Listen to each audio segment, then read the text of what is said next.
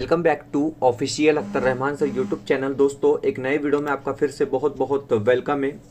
Smart revision दोस्तों हम यहाँ पर कर रहे हैं क्योंकि आज 1 दिसंबर है। आपको पता है कि यहाँ से और 13-14 दिन आपको परीक्षा में बाकी है, तो हम जल्दी जल्दी और अच्छे अच्छे क्वेश्चन जो है दोस्तों एक स्मार्ट रिवीजन की तरह यहाँ पर देखने वाले हैं सीटेट दिसंबर 2024 को लेकर। आज हम आपके लिए बाल मानस शास्त्र एवं अध्यापन शास्त्रों में से चाइल्ड डेवलपमेंट एंड पैडागोजी के कुछ मोस्ट इंपॉर्टेंट क्वेश्चन दोस्तों लेकर आए, जो परीक्षा की दृष्टि से मोस्ट IMP क्वेश्चन रहने वाले हैं दोस्तों, और बार बार ये क्वेश्चन जो है परीक्षा में पूछे जा चुके हैं। तो चलिए ज़्यादा वक्त खराब ना करते हुए हम वीडियो को शुरू करते हैं। वीडियो को शुरू करने से पहले दोस्तों अगर आप हमारे चैनल पे नए हो तो प्लीज़ चैनल को सब्सक्राइब कीजिए, साथ ही साथ बेल नोटिफिकेशन को ऑन कीजिए ताकि आपको आने वाले वीडियोस के नोटिफिकेशन जो है वो आसानी से मिल पाए। और अगर आप हमसे जुड़ना चाहते हो तो डिस्क्रिप्शन में जाकर आपको हमारे टेलीग्राम और व्हाट्सएप ग्रुप को ज्वाइन कर लेना है, जहाँ से आपको तमाम शासन निर्णय, परिपत्रक, TAT, सीटेट और शिक्षक अभियोग्यता और बुद्धिमत्ता चाशनी को लेकर अपडेट जो है वो वक्त वक्त पर देखने के लिए मिलेंगी दोस्तों। तो प्लीज़ वीडियो को लाइक कीजिए। हम देखते हैं पहला प्रश्न क्रमांक 1। देखिए दोस्तों पहला सवाल यहाँ पर पूछा गया है कि वाइगोस्की के अनुसार सीखने को पृथक नहीं किया जा सकता। वाइगोस्की यहाँ पर कह रहे हैं कि सीखने को, लर्निंग को अलग नहीं किया जा सकता। किससे अलग नहीं किया जा सकता, इस तरीके का प्रश्न यहाँ पर वाइगोस्की के संदर्भ में पूछा गया है दोस्तों। 4 ऑप्शन आपको दिए गए हैं। पुनर्बलन से, व्यवहार में मापने योग्य परिवर्तन से, अवबोध और अवधानात्मक प्रक्रिया से, या फिर उसके सामाजिक संदर्भ से। मैं दोस्तों शुरू से लेकर अभी तक आपको बता रहा हूं कि जब भी वाइगोस्की के बारे में आपसे सवाल पूछा जाता है दोस्तों, तो समाज आपको जहां पर भी नजर आएगा वो हर बार हमारा राइट आंसर होगा दोस्तों, क्योंकि वाइगोस्की ने कहा है कि बच्चे जो है सामाजिक अंतक्रिया से सीखते हैं। मतलब ऑप्शन नंबर 4 जो है हमारा वो राइट आंसर यहां पर रहने वाला है दोस्तों। प्रश्न क्रमांक 1 का जो जवाब होगा उत्तर नंबर 4। बढ़ते हैं अगले क्वेश्चन की तरफ। Question number 2। देखिए दोस्तों किसी भी स्टेट की आप TAT परीक्षा दे रहे हो, चाहे आप महाटेट दे रहे हो, सीटेट दे रहे हो, हर जगह पर आपको ये क्वेश्चन जो है दोस्तों इंपॉर्टेंट रहेंगे। बस लैंग्वेज का फर्क आपको यहाँ पर मैनेज कर लेना है। जीन पियाजे द्वारा प्रतिपादित संज्ञानात्मक विकास सिद्धांत की अंतिम अवस्था है। देखिए दोस्तों जीन पियाजे की 4 अवस्था है, आप लोगों को पता है, लेकिन यहाँ पर पूछा जा रहा है कि 4 में से अंतिम अवस्था कौन सी है, संज्ञानात्मक विकास के सिद्धांत की अंतिम अवस्था कौन सी है। इस तरीके से यहाँ पर प्रश्न आपको पूछा गया है दोस्तों। 4 ऑप्शन आपके सामने यहाँ पर दिए गए। इंद्रिय जनित गामक अवस्था, अमूर्त संक्रियात्मक अवस्था, मूर्त संक्रियात्मक अवस्था, या फिर पूर्व संक्रियात्मक अवस्था। इस तरीके से जीन पियाजे की 4 अवस्था आपके सामने रखी गई है और आपको पूछा गया है कि अंतिम अवस्था कौन सी है। तो देखिए दोस्तों अंतिम अवस्था जो हो जाती है वो अमूर्त संक्रियात्मक अवस्था, मतलब ऑप्शन नंबर 2 जो है हमारा वो बिल्कुल राइट आंसर यहाँ पर रहेगा। जीन पियाजे की चौथी अवस्था में जो अंतिम अवस्था होती है वो होती है अमूर्त संक्रियात्मक अवस्था। बढ़ते हैं हम अगले क्वेश्चन की तरफ। Question number 3। देखिए दोस्तों बुद्धि के संदर्भ में क्वेश्चन यहां पर पूछा गया है। टर्मन के बुद्धि लब्धि के अनुसार सामान्य बुद्धि परीक्षण का IQ कितना है। देखिए दोस्तों जो सामान्य बुद्धि के स्टूडेंट्स होते हैं, जो सामान्य बुद्धि के विद्यार्थी होते हैं, उनके बारे में प्रश्न पूछा गया है कि उनका IQ कितना होता है। और आपको ये बात पता होनी चाहिए दोस्तों कि उनका IQ कितना होता है। 4 ऑप्शन आपको दिए गए। 120 से लेकर 129, 70 से लेकर 79, 90 से लेकर 109, या फिर 80 से लेकर 89। इस तरीके से 4 ऑप्शन आपको दिए गए दोस्तों। और आपको बताना है कि जो सामान्य बुद्धि परीक्षण का IQ कितना है। यहाँ पर जो हमारा सही जवाब रहेगा दोस्तों वो होगा ऑप्शन नंबर 3, क्योंकि सामान्य बालक जो होते हैं उनका बुद्धि लब्धि होता है जो दोस्तों 90 से लेकर 109, 90 से लेकर 109 उनका बुद्धि लब्धि होता है दोस्तों। ऑप्शन नंबर 3 जो है हमारा बिल्कुल राइट आंसर यहाँ पर रहेगा। चलिए सवाल नंबर 4 की तरफ बढ़ते हैं। क्वेश्चन नंबर 4 कुछ चुनिंदा और टॉप क्वेश्चन हम आपके लिए लेकर आए दोस्तों, जो एग्जाम की दृष्टि से बहुत बहुत महत्वपूर्ण होने वाले हैं। प्रश्न यहां पर पूछा गया है कि दिवा स्वप्नों में विचरण करने की आदत किस अवस्था में प्रबल होती है। मानो कि दिवा स्वप्न बच्चा किस हालत में, किस अवस्था में देखने लगता है। इस तरीके से यहां पर प्रश्न पूछा गया है। 4 ऑप्शन आपको दिए गए। बाल्यावस्था में, प्रौढ़ अवस्था में, किशोर अवस्था में, या फिर शेष अवस्था में। तो दोस्तों याद रखेंगे कि दिवस स्वप्न की बात यहां पर आ रही है। दिवा स्वप्नों की बात यहाँ पर आ रही है दोस्तों। तो बच्चा ये काम जो है वो किशोर अवस्था में करता है, 12 से 16 साल की आयु में करता है दोस्तों। ये बात आप याद रखेंगे। तो हमारा ऑप्शन नंबर 3 जो है हमारा वो बिल्कुल राइट आंसर यहाँ पर रहेगा। हम बढ़ते हैं अगले क्वेश्चन की तरफ, क्वेश्चन नंबर 5। देखिए दोस्तों, सवाल नंबर 5 यहाँ पर पूछा गया है कि बालकों में पाई जाने वाली मूल प्रवृत्तियों के विषय में सही कथन है। देखिए दोस्तों, सही कथन का चयन हमको यहाँ पर करना है। 4 कथन हमको यहाँ पर दिए गए और हमको बालक में पाई जाने वाली मूल प्रवृत्तियों के बारे में यहाँ पर पूछा गया है। मूल प्रवृत्तियों के बारे में यहाँ पर पूछा गया है। हम ऑप्शन पढ़ लेते हैं दोस्तों कि मूल प्रवृत्तियां केवल विशिष्ट बालकों में पाई जाती है। तो देखिए दोस्तों, केवल जहां पर आ जाएगा आपको पता है कि नेगेटिव चीजें हो जाती है, मतलब सिर्फ यही बच्चे कर सकते हैं, यही बच्चों में मूल प्रवृत्तियां पाई जाती है, ऐसा इसका मतलब होता है। ऑप्शन नंबर 2 में बताया जा रहा है कि मूल प्रवृत्तियों को अभिव्यक्ति के लिए प्रशिक्षण की आवश्यकता पड़ती है। ऑप्शन नंबर 3 में यहां पर बताया गया कि मूल प्रवृत्तियां जन्मजात तथा आंतरिक होती है। ऑप्शन नंबर 4 में बताया जा रहा है कि प्रत्येक मूल प्रवृत्ति किसी लक्ष्य की ओर प्रेरित नहीं करती। तो देखिए दोस्तों, यहां पर जो आपको सही जवाब लगने वाला है कि बालकों में पाई जाने वाली मूल प्रवृत्तियों के विषय में सही कथन है। तो देखिए दोस्तों, ऑप्शन नंबर 3 जिन भी बच्चों ने यहां पर अपना आंसर बताया है कि मूल प्रवृत्तियां जन्मजात तथा आंतरिक होती है, ये बिल्कुल राइट आंसर हो जाएगा दोस्तों। कि मूल प्रवृत्तियां कैसी होती है, तो वो जन्मजात होती है और आंतरिक होती है। ये बात को आप यहां पर याद रखेंगे। हम बढ़ते हैं अगले क्वेश्चन की तरफ। एक तरीके से स्मार्ट रिवीजन दोस्तों हम यहां पर कर रहे हैं। घंटों घंटों आपने वीडियो देखते बैठ रहना नहीं है, क्योंकि आपके पास अब उतना वक्त नहीं बचा है। एक स्मार्ट रिवीजन दोस्तों आपको यहां पर करनी है, जिस तरीके से हमने महा टीएटी में भी की थी। प्रश्न पूछा गया है कि बालकों के विकास के संदर्भ में सही कथन है। देखिए दोस्तों, बच्चों के विकास के संदर्भ में कौन सा कथन यहां पर सही है, उस कथन का चयन हमको यहां पर करना है। 4 ऑप्शन हमको दिए गए हैं दोस्तों। बताया गया है कि विकास बालक में होने वाले सभी परिवर्तनों का योग है। ऑप्शन नंबर 2 में बताया जा रहा है कि विकास की एक अवस्था का प्रभाव दूसरी अवस्था पर नहीं पड़ता। तो ऑप्शन नंबर 3 में बताया जा रहा है कि बालक का विकास जीवन पर्यंत चलने वाली प्रक्रिया है। और ऑप्शन नंबर 4 में बताया जा रहा है दोस्तों कि बालक का विकास उसके शारीरिक, मानसिक तथा व्यावहारिक संगठन से संबंधित है। इस तरीके से 4 ऑप्शन दिए गए दोस्तों, और बालकों के विकास के संदर्भ में सही कथन है, इस तरीके से पूछा गया है दोस्तों। तो यहां पर जो जवाब हो जाएगा हमारा कि बालकों का विकास जो है वो जीवन पर्यंत चलने वाली प्रक्रिया है दोस्तों। बालकों की विकास जीवन पर्यंत चलने वाली एक प्रक्रिया है, मतलब ऑप्शन नंबर 3 जो है हमारा वो यहाँ पर सही है दोस्तों। क्योंकि वार्ड जो है वो एक उम्र में जाकर रुक जाती है, लेकिन विकास जो है वो जीवन भर चलते रहता है दोस्तों। तो ऑप्शन नंबर 3 हमारा यहाँ पर राइट होगा। ऑप्शन नंबर 3 बिल्कुल सही जवाब यहाँ पर रहेगा दोस्तों। बढ़ते हैं अगले क्वेश्चन की तरफ, क्वेश्चन नंबर 7। देखिए सवाल नंबर 7 यहाँ पर पूछा गया है कि निम्न में से कौन सी एक समावेशी शिक्षा की विशेषता है। देखिए दोस्तों, समावेशी शिक्षा की विशेषता यहां पर पूछी गई है, और समावेशी शिक्षा को लेकर या समावेशी वर्ग को लेकर आपको प्रश्न जो है हर परीक्षा में बार बार पूछा जाता है। ये बात आप याद रखेंगे। यहां पर सवाल इस तरीके से पूछा गया कि समावेशी शिक्षा की विशेषता क्या है।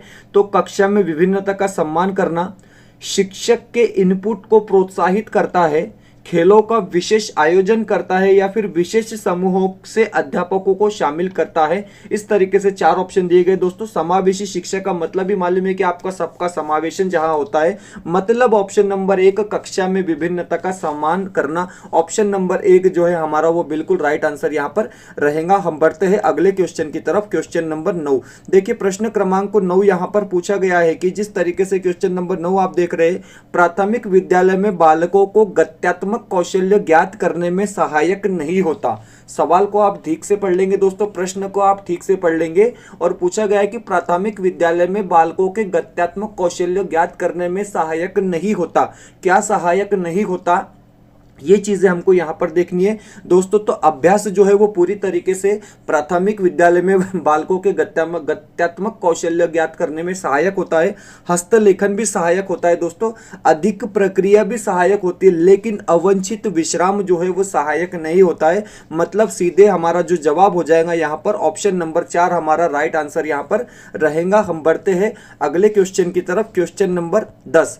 देखिए दोस्तों, सवाल नंबर 10 यहाँ पर मोस्ट आईएमपी क्वेश्चन है। पूछा गया है कि मचान सिद्धांत का संबंध किससे है।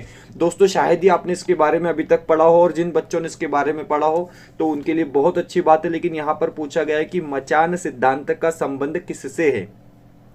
चार ऑप्शन आपको दिए गए दोस्तों।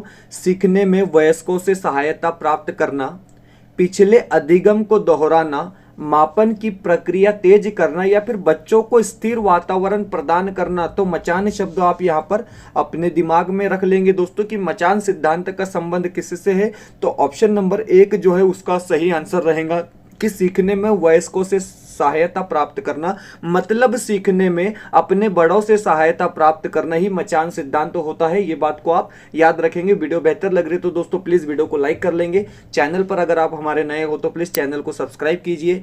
डिस्क्रिप्शन में जाकर आपको हमारे टेलीग्राम और व्हाट्सएप ग्रुप को ज्वाइन कर लेना है, जहां से आपको तमाम शासन निर्णय परिपत्रक वक्त वक्त पर देखने के लिए मिलेंगे दोस्तों। और हमने हमारे YouTube चैनल पे दोस्तों एक प्लेलिस्ट तैयार की है मराठी भाषा पेडागोजी, हिंदी भाषा पेडागोजी, SST पेडागोजी और CDP पेडागोजी को लेकर दोस्तों। तो आप हमारे चैनल पर विजिट देकर बिल्कुल फ्री में ये सीटेट दिसंबर 2014 के लिए कुछ चुनिंदा क्वेश्चन हमने लेकर आए दोस्तों, आप उसको देख सकते हैं। हम बढ़ते हैं अगले क्वेश्चन की तरफ। Question number 11। देखिए क्वेश्चन नंबर 11 यहाँ पर पूछा गया है कि प्रश्न क्रमांक 11 यहाँ पर पूछा गया है कि जीन पियाजे द्वारा बालकों के बौद्धिक विकास की कितनी विशिष्ट अवस्थाओं की पहचान की गई है। हमने इसके पहले भी ये क्वेश्चन देखा है दोस्तों कि हमने वहां पर देखा कि अमूर्त अवस्था जो थी वो चौथी अवस्था हो जाती है, लेकिन यहाँ पर सवाल को चेंज करके पूछा गया है। सवाल पूछा जा रहा है कि जीन पियाजे द्वारा बालकों के बौद्धिक विकास की कितनी विशिष्ट अवस्थाओं की पहचान की गई है। तो डायरेक्ट आंसर हम यहाँ पर लगाएंगे दोस्तों कि 4 अवस्था की पहचान की गई है। हमने इसके पहले भी ये क्वेश्चन देखा है। तो ऑप्शन नंबर 2 जो है हमारा वो बिल्कुल राइट आंसर यहां पर रहेगा। हम बढ़ते हैं अपने अगले सवाल की तरफ, अगले क्वेश्चन की तरफ। Question number 12। क्वेश्चन नंबर 12 आप देखेंगे जिस तरीके से पूछा गया है कि बालकों के सीखने तथा सिखाने की प्रक्रिया में माता पिता का स्थान महत्वपूर्ण होता है। डेफिनेटली होता है। इस प्रक्रिया में माता पिता की भूमिका होनी चाहिए। देखिए सीखने सिखाने के संदर्भ में माता पिता का जो स्थान होता है वो महत्वपूर्ण होता है, और इस प्रक्रिया में माता पिता की भूमिका होनी चाहिए। 4 ऑप्शन तटस्थ होनी चाहिए, नकारात्मक होनी चाहिए, अग्नमुखी होना चाहिए, या फिर सहानुभूति पूर्वक होनी चाहिए दोस्तों। तो इसका जो जवाब रहेगा वो डायरेक्ट आंसर हम लगाएंगे कि अग्रोन्मुखी होनी चाहिए। ऑप्शन नंबर 3 जो है हमारा वो बिल्कुल राइट आंसर यहाँ पर रहेगा। हम बढ़ते हैं अगले क्वेश्चन की तरफ। सवाल नंबर 12 हो चुका है दोस्तों। क्वेश्चन नंबर 13 हम देखेंगे। देखिए प्रश्न क्रमांक 13 पूछा गया है कि शिक्षा मनोविज्ञान की देन है। देखिए दोस्तों मोस्ट IMP ये क्वेश्चन है। आपको बताना है कि शिक्षा मनोविज्ञान की देन क्या है। इस तरीके से प्रश्न पूछा गया है। क्रिया केंद्रित शिक्षा, बाल केंद्रित शिक्षा, अध्यापक केंद्रित शिक्षा, या फिर विषय वस्तु केंद्रित शिक्षा। इस तरीके से 4 ऑप्शन आपको दिए गए और आपको बताना है कि शिक्षा मनोविज्ञान की देन है। तो दोस्तों ऑप्शन नंबर 2 जो है बाल केंद्रित शिक्षा, बाल केंद्रित शिक्षा, आधुनिक शिक्षा पद्धति जो है दोस्तों वो बाल केंद्रित शिक्षा है। तो ऑप्शन नंबर 2 जो है हमारा वो बिल्कुल राइट आंसर यहाँ पर रहेगा, ऑप्शन नंबर 2। हम बढ़ते हैं अगले क्वेश्चन की तरफ। Question number 14। देखिए प्रश्न क्रमांक 14 यहाँ पर पूछा गया है कि सृजनशील बालक के शिक्षण हेतु अधिक प्रभावी होगा डैश डैश डैश। इस तरीके से क्वेश्चन पूछा गया है। 4 ऑप्शन आपको यहाँ पर दिए गए दोस्तों। आप देखेंगे जिस तरीके से सवाल नंबर 14 आपको यहाँ पर पूछा जा रहा है। ठीक है, आई थिंक रिपीट हो गया सवाल नंबर 14। चलिए कोई बात नहीं, ठीक है। सृजनशील बालक के शिक्षण हेतु अधिक प्रभावी होगा खेल कूद में प्रोत्साहन देना, उद्देश्य आधारित अध्ययन के अवसर देना, छात्र संसद का सदस्य बनाने, या फिर कक्षा का नायक बनाना। इस तरीके से 4 ऑप्शन आपको दिए गए हैं और यहाँ पर आपको बताना है कि सृजनशील बालक के शिक्षण हेतु अधिक प्रभावी होगा ऑप्शन नंबर 2 की विद्या उद्देश्य आधारित अध्ययन के अवसर देना। अवसर देने की बात हो रही है तो ऑप्शन नंबर 2 जो है हमारा वो बिल्कुल सही आंसर यहाँ पर रहेगा दोस्तों। बढ़ते हैं हम अगले क्वेश्चन की तरफ। सवाल नंबर 15 की तरफ बढ़ते हैं। ओके चलिए, क्वेश्चन नंबर 15 आपको यहाँ पर पूछा गया है कि बालक आंतरिक तृप्ति का अनुभव करता है। बालक आंतरिक तृप्ति का अनुभव कब करता है? इस तरीके से हम इस क्वेश्चन को बना लेंगे। 4 ऑप्शन आपको दिए गए, शारीरिक श्रम से, अंत प्रेरित क्रियाओं से, आत्मविश्वास से, या फिर अनुवांशिकता से। तो देखिए दोस्तों बालक जो है आंतरिक तृप्ति का अनुभव करता है अंत प्रेरित क्रियाओं से, मतलब ऑप्शन नंबर 2 जो है हमारा वो बिल्कुल राइट आंसर यहाँ पर रहेगा, अंत प्रेरित क्रियाओं से। चलिए बढ़ते हैं अगले क्वेश्चन की तरफ। क्वेश्चन नंबर 16, क्वेश्चन नंबर 16 यहां पर पूछा गया कि चिंतन में इस्तेमाल होने वाले प्रतिरूप में डैश डैश डैश, इस तरीके से क्वेश्चन पूछा गया है। सवाल थोड़ा सा डिफिकल्ट हो सकता है, प्रश्न डिफिकल्ट हो सकता है। आप इसको समझ लेंगे कि चिंतन, चिंतन क्या होता है। आपको पता है कि चिंतन मनन आप जब करते हैं, ओके, 4 ऑप्शन दिए गए। स्मृति सहायक संकेत होते हैं, गति बोधक होते हैं, संकल्पना होते हैं, या फिर मुख्यत कल्पनाएं होती है। तो देखिए दोस्तों, चिंतन में इस्तेमाल होने वाले प्रतिरूप में संकल्पना होती है। मतलब क्या है, ऑप्शन नंबर सी या ऑप्शन नंबर 3 जो है हमारा वो बिल्कुल राइट आंसर यहां पर हो जाएगा दोस्तों, कि संकल्पना होते हैं। बढ़ते हैं अगले क्वेश्चन की तरफ, क्वेश्चन नंबर 17। देखिए प्रश्न क्रमांक 17 यहां पर पूछा गया कि प्रतिभाशाली बालकों की समस्या निम्न में से नहीं है। प्रतिभाशाली बालकों के बारे में हम बात कर रहे हैं, और प्रतिभाशाली बालकों की समस्या निम्न में से नहीं है, मतलब इसमें से नहीं है, कोई एक समस्या है जो इसमें से नहीं है दोस्तों। 4 ऑप्शन आपके सामने यहां पर दिए गए। समाज में समायोजन, अभियान का विकास, लापरवाही, सुस्ती, उत्तम बुद्धि का सही प्रयोग। तो देखिए दोस्तों, इसमें से जो प्रतिभाशाली बालक होते हैं और जिनकी समस्या नहीं है, वो समाज में समायोजन की समस्या नहीं है दोस्तों। ऑप्शन नंबर 1 जो है वो बिल्कुल राइट आंसर यहां पर रहेगा। ऑप्शन नंबर 1 जो है हमारा वो सही जवाब हो जाएगा। बढ़ते हैं हम अगले क्वेश्चन की तरफ, क्वेश्चन नंबर 18। देखिए प्रश्न क्रमांक 18 यहां पर पूछा गया है।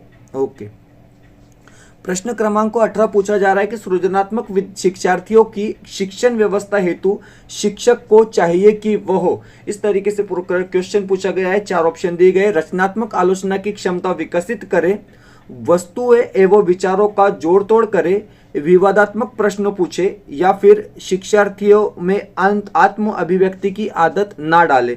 इस तरीके से आपको 4 ऑप्शन यहां दिए गए, और आपको बताना है कि सृजनात्मक शिक्षार्थियों की शिक्षण व्यवस्था हेतु शिक्षण को चाहिए कि वह रचनात्मक आलोचना की क्षमता विकसित करे। मतलब ऑप्शन नंबर 1 जो है आपका वो यहां पर राइट आंसर रहेगा। ऑप्शन नंबर 1 जो है बिल्कुल सही जवाब यहां पर रहने वाला है। हम बढ़ते हैं अगले क्वेश्चन की तरफ, क्वेश्चन नंबर 19। देखिए प्रश्न क्रमांक 19 यहां पर पूछा गया है कि प्रतिभावान बच्चों की शिक्षा के लिए सर्वश्रेष्ठ प्रावधान है। प्रतिभावान बच्चों की शिक्षा के लिए सर्वश्रेष्ठ प्रावधान क्या है, इस तरीके से क्वेश्चन यहां पर पूछा गया है। और 4 ऑप्शन आपको दिए गए हैं कि योग्यता के आधार पर समूह बनाना, दोहरी कक्षोन्नति देना, कार्यक्रम को समृद्ध बनाना, या फिर विशिष्ट विद्यालयों का प्रावधान करना। तो देखिए दोस्तों, यहाँ पर बात हो रही है प्रतिभावंत बच्चों की शिक्षा के लिए सर्वश्रेष्ठ प्रावधान है, तो वो होगा हमारा ऑप्शन नंबर 4 कि इन बच्चों को, मतलब प्रतिभावान बच्चों को विशिष्ट विद्यालयों का प्रावधान करना। मतलब ऑप्शन नंबर 4 जो है हमारा वो राइट आंसर यहाँ पर रहेगा। हम बढ़ते हैं अगले क्वेश्चन की तरफ, क्वेश्चन नंबर 20। देखिए प्रश्न क्रमांक 20 यहाँ पर पूछा गया है कि प्रश्न क्रमांक 20 पूछा जा रहा है कि राष्ट्रीय शिक्षा नीति 1986 मतलब 1986 के अनुसार शिक्षा पर निवेश कुल राष्ट्रीय उत्पादन का प्रतिशत होना चाहिए। मतलब डैश डैश प्रतिशत होना चाहिए। इस तरीके से प्रश्न यहाँ पर पूछा गया है। 6%, 10%, 4% या फिर 3%। तो याद रखेंगे दोस्तों कि राष्ट्रीय शिक्षा नीति 1986 के अनुसार शिक्षा पर निवेश कुल राष्ट्रीय उत्पादन का प्रतिशत होना चाहिए। जो जवाब होगा हमारा वो 6% होना चाहिए। ऑप्शन नंबर 1 जो है वो बिल्कुल राइट आंसर यहां पर रहेगा दोस्तों कि 6% जो है वो होना चाहिए। इस तरीके से दोस्तों हमने बाल मानस शास्त्र व अध्यापन शास्त्रों में child development and pedagogy paper 1 और पेपर 2 के लिए मोस्ट आईएमपी क्वेश्चन देखे दोस्तों। इसी तरीके के प्रश्न आपको 14 दिसंबर को सीटेट की परीक्षा में पूछे जाएंगे दोस्तों 100%, क्योंकि सीटेट जो है इसी तरीके के क्वेश्चन पूछता है जिस तरीके से एक ट्रेंड चल रहा है दोस्तों। वीडियो बेहतर लगे तो प्लीज वीडियो को लाइक कर देंगे। आप हमारे चैनल पर नए हो तो प्लीज दोस्तों चैनल को सब्सक्राइब कर लीजिए। डिस्क्रिप्शन में जाकर आपको हमारे टेलीग्राम और व्हाट्सएप ग्रुप को ज्वाइन कर लेना है, जहां से आपको तमाम शासन निर्णय परिपत्रक वक्त पर देखने के लिए मिलेंगे दोस्तों। मिलते हैं नए वीडियो में किसी बेहतर अपडेट के साथ।